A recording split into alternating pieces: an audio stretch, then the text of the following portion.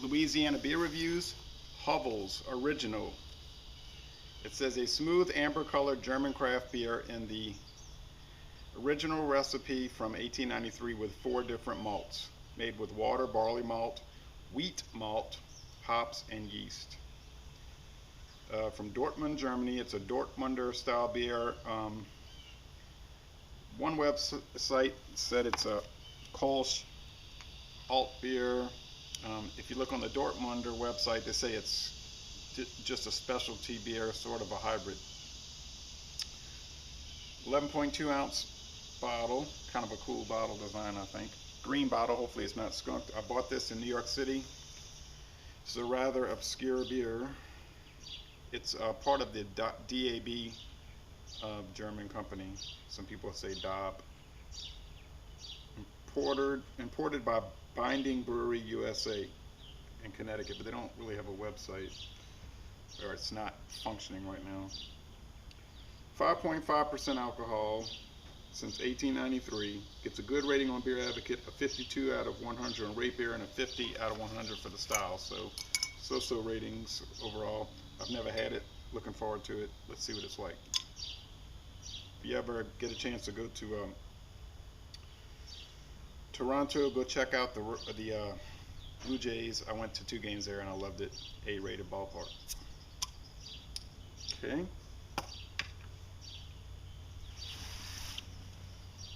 Oh yeah, a lot of smoke now. Let's see. The wind will not blow it all away. A lot of smoke.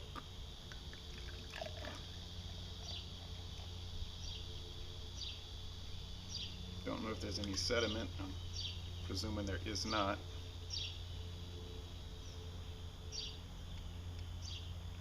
All right.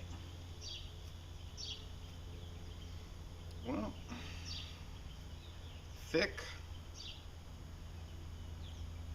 and it has some brown tint to the head. It's kind of like a very super light beige head, really. You would say white at first glance, and it's a clear copper colored beer. But if you look at it real close, there are lots of very fine particles floating everywhere in the beer. Okay, so there was sediment. There's all kind of particles. So yes, it's a reddish beer, more like a reddish brown or rust color or copper color beer. Some bubbles streaming. Let's go with the aroma.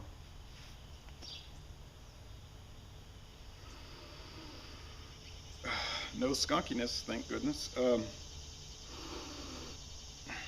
It's a mild, light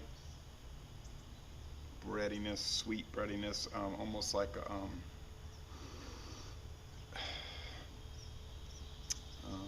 trying to think, like a molasses or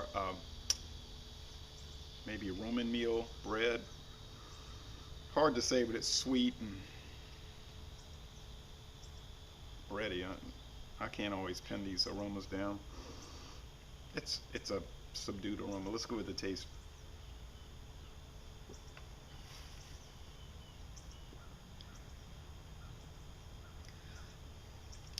It's interesting. It's very mellow, straightforward, kind of lightly toasted beer.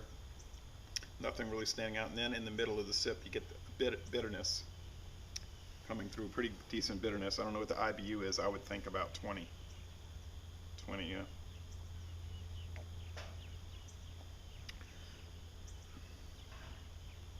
Seems to be well-rounded.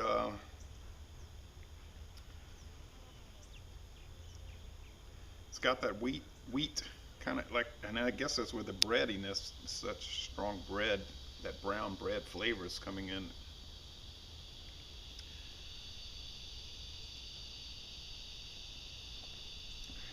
It's not really, there's just a shade of paperiness coming in, the undertaste.